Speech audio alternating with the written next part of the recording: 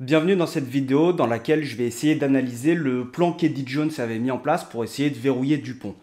C'est assez compliqué, c'est même très compliqué d'étudier les stratégies et les tactiques qui sont mises en place par les équipes parce que les coachs, c'est des coachs professionnels qui ont des staffs juste monstrueux et blindés de compétences avec 3, 4, 5 analystes vidéo, des analystes performance, des responsables attaque, défense, etc.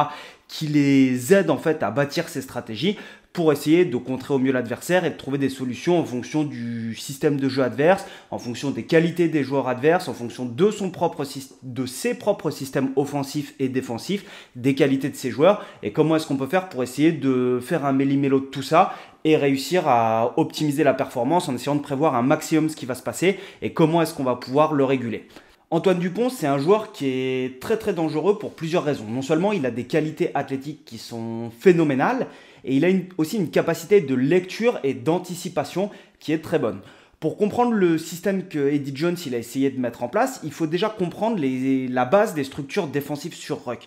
Donc la base des structures défensives sur ruck, vous avez accès à une vidéo qui dure une quinzaine de minutes dans l'onglet communauté qui va vous permettre de cadrer un petit peu quel est le rôle du premier leader, deuxième leader, troisième leader, sachant que c'est plus compliqué puisque les structures défensives sur ruck varient en fonction de la relance de jeu adverse et en fonction du tempo de sortie du ballon. Et donc on essaye de s'adapter au maximum. C'est ce que Eddie Jones il a essayé de faire, il a essayé de cadenasser au mieux Antoine Dupont en essayant de verrouiller ses bords de ruck. Et donc on va s'intéresser dans cette vidéo à comment est-ce qu'il a fait, quelle est la stratégie pour laquelle il a opté pour verrouiller ses bords de ruck et essayer de limiter au mieux l'influence d'Antoine Dupont sur le jeu.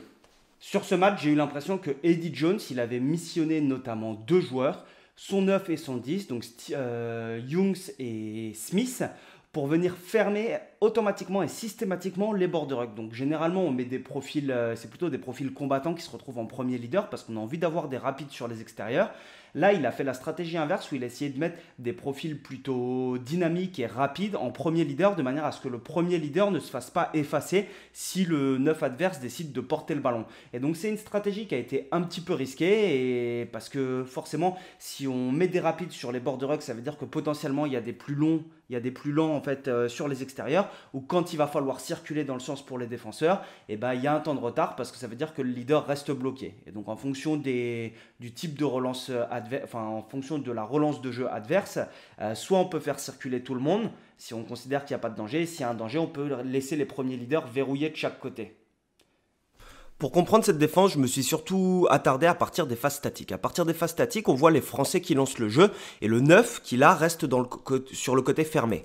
Effectivement, dès qu'il y a un ballon porté ou un lancement de jeu à partir de touche, généralement le 9 défend dans le couloir des 5 mètres et donc on lui demande de rester à ce niveau-là puisque les ailiers vont effectuer la bascule, l'arrière va monter et l'ailier côté fermé va prendre la place de l'arrière.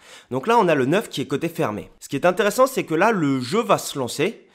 On voit Smith qui se rapproche et qui repart. Et là, Youngs va suivre en fait à chaque fois pour se retrouver premier leader sur les bords de ruck. Donc on le voit, à chaque fois, il est en train de se décaler progressivement pour pouvoir venir défendre sur un éventuel départ de Dupont. On va s'intéresser aussi à cette deuxième touche qui est approximativement dans la même zone où on voit Youngs qui est sur le fermé. Le jeu se lance et là, il quitte immédiatement le fermé. Ça implique une chose, ça veut dire que sur une renversée, on va se retrouver avec que des profils lents. Et on s'aperçoit que Smith est en permanence en train de voir si Youngs va réussir à arriver sur la zone ou s'il n'arrivera pas sur la zone. Et donc du coup, il se rapproche et il s'écarte du ruck en permanence. Et là, on va suivre Youngs en fait, qui du coup, lui, sur les sorties rapides, vient toujours verrouiller sur les bords de ruck. Donc on le voit, là, il est sur les bords de ruck. Le jeu des Français continue, il attend de voir s'il s'intercale sur la ligne. Et en fait, voilà, dès que Dupont prend l'initiative, il vient essayer de le plaquer au contest du ballon. Et on s'aperçoit que sur celle-là, les Anglais réussissent à récupérer un ballon. Si on repasse la séquence, on s'aperçoit que Youngs, il reste dans l'axe là en considérant au début que c'est une sortie lente. Dupont se retrouve un petit peu bloqué, il a cette faculté en fait d'agresser très rapidement les leaders défensifs. Il vient agresser les leaders défensifs comme à son habitude. Et on a Youngs qui l'amène au sol tout de suite, et là on en a un second qui vient gratter. Et donc je pense que c'était le plan d'Eddie Jones de verrouiller ses bords de ruck avec Youngs qui va pouvoir venir contester et agresser très rapidement sur le porteur du ballon. Fait intéressant, sur cette touche, les Anglais décident de prendre le centre du terrain. Et on s'aperçoit que Smith n'est pas consommé dans la phase de plaquage. Ce qui se passe généralement, c'est que sur ces phases-là, le 10, on essaye de le préserver. On va lui demander, une fois qu'il a été consommé dans une phase de regroupement après un lancement de jeu, en fait, de recharger sur le côté opposé et de venir en fait défendre en bord de touche pour éviter de, en fait, tout simplement pour préserver son 9. Sur cette séquence, on s'aperçoit que Smith en fait vient défendre en premier leader de manière à verrouiller Dupont puisque Youngs n'est pas là et tous les joueurs basculent derrière lui. Et donc ça veut dire que c'est des choses qui sont possibles de verrouiller son premier leader défensif. On peut considérer que si le 9 est dangereux, et en fait les joueurs ne circulent pas, mais ça c'est généralement à l'appréciation des joueurs pendant le match. Mais là on a l'impression que c'est volontaire en fait que le premier leader soit verrouillé. Automatiquement, à partir du moment où c'est pas tous les joueurs qui se décalent, mais uniquement les joueurs et on laisse le premier leader en place, ça veut dire que le temps pour circuler et se réorganiser et alimenter sens pour les défenseurs sera plus long. Et du coup, si la sortie est lente comme c'est le cas ici, là tout le monde est bien organisé sur les bords de ruck, on n'a pas besoin de mettre le 9 ou le 10 ou un profil rapide en fait pour contrer un éventuel départ de Dupont. On va regarder cette touche qui est particulièrement intéressante. C'est encore une touche un petit peu dans la même zone où le 9 Youngs défend côté fermé et là on va suivre son regard. On s'aperçoit qu'il est tout de suite en train de regarder où est Antoine Dupont. On le voit, il ne regarde pas le ballon, il est en train de faire son focus sur Antoine Dupont pour pouvoir le suivre et bloquer les éventuels départs. Donc le jeu se continue, on est sur du jeu pénétrant, il demande à ses joueurs de circuler, en même temps en fait il est en train de suivre Dupont et là il s'aperçoit que les sorties sont lentes, que ça circule bien, il n'y va pas. Mais là où ils arrivaient à bien se compléter avec Smith, pour moi, mais ça a été aussi leur souci, c'est que si on reprend la séquence depuis le début, pour le coup, Youngs ne vient pas circuler sens, en fait, et c'est Smith qui va se rapprocher sur le départ. C'est-à-dire que là, il va y avoir un premier départ, on voit Smith qui s'approche pour verrouiller Dupont, et il attend que ses joueurs arrivent et circulent dans le sens pour pouvoir reprendre la largeur. Et je pense que le break, en fait, à ce moment-là de la France, sur cet essai, vient d'ici. C'est Smith qui se rapproche du ruck parce que Youngs n'est pas venu défendre et ils avaient cette mission de défendre sur les bords de ruck. Et du coup, le décalage se crée plus loin sur la ligne. Décalage après que la France exploite évidemment à merveille avec des passes, on se décale sur le temps de passe et on arrive à avoir ce break. Et donc là, même chose, on a eu ce break et qui est-ce qu'on retrouve en premier leader défensif? On se retrouve avec Smith qui vient essayer de mettre une grosse pression sur le 9. Il y a un ruck et là, même chose, il va se retrouver en grosse pression, en premier leader et on s'aperçoit même qu'il arrive à faire dégueuler le ballon à Dupont, c'est-à-dire qu'il vient lui taper sur les bras parce que Dupont aime bien se faire ses deux petits pas pour menacer. Et donc, en permanence, on se retrouve avec un profil rapide sur les bords de ruck pour empêcher ces départs d'Antoine Dupont. Et en suivant cette séquence, on s'aperçoit que Smith va venir défendre sur le bord du ruck. Bon, alors là, après, c'est l'urgence, hein. C'est sauf qu'il peut, mais il se retrouve en fait sur les bords de ruck et on le regarde, il est en train de zoomer Dupont, c'est-à-dire qu'il est focalisé uniquement sur Dupont. Il regarde le rapport de force et hop, il vient se remettre ici et sa mission, en fait, c'est de gêner Dupont et de ralentir Dupont. Après, le décalage est créé, on le retrouve, il est toujours sur les bords du ruck. Après, le décalage est créé, la France l'exploite très bien. Sur cette séquence, la France a un décalage, ils arrivent très bien à l'exploiter avec une magnifique passe de Ficou et un 2 contre 1 de Villiers qui est magnifique. On arrive du coup en zone de marque, zone tendue. Premier leader, on se retrouve avec Smith qui vient mettre une grosse pression à Dupont. Et là, situation d'urgence. Et ce qui est marrant, c'est Smith qui va traverser le terrain en anticipant qu'il y aura des sorties rapides pour revenir se mettre premier leader côté ouvert pour défendre sur Dupont. Et donc du coup, on a des joueurs qui traversent le terrain pour pouvoir justement verrouiller ces bords de ruck. Et là, on le regarde à ce moment-là. Et on le voit, il met les mains sur les genoux, Smith, et il est oxy. Il a le capot ouvert, le mec il vient de faire une course de repli. Premier leader en essayant de coffrer Dupont et il retraverse le terrain pour pouvoir en fait le bloquer à un autre endroit sur le terrain. Et donc je pense qu'ils ont lâché énormément de jus. À ce moment-là, on est à la 39e minute et pour les joueurs compliqué en fait. Je pense que c'était compliqué d'avoir cet objectif en permanence de verrouiller avec 2 joueurs le bord des rucks sur les sorties rapides. Et du coup, la France essaye de s'organiser. Et là, on va opposer Stewart, qui était un profil plus aérien, à des profils français qui sont un petit peu plus rapides. Là, on se retrouve toujours avec le Youngs qui verrouille le fermé. Et là, on se retrouve avec Gensch sur l'aile. Gensch qui faisait la couverture du R3, etc. Et on marque un essai magnifique.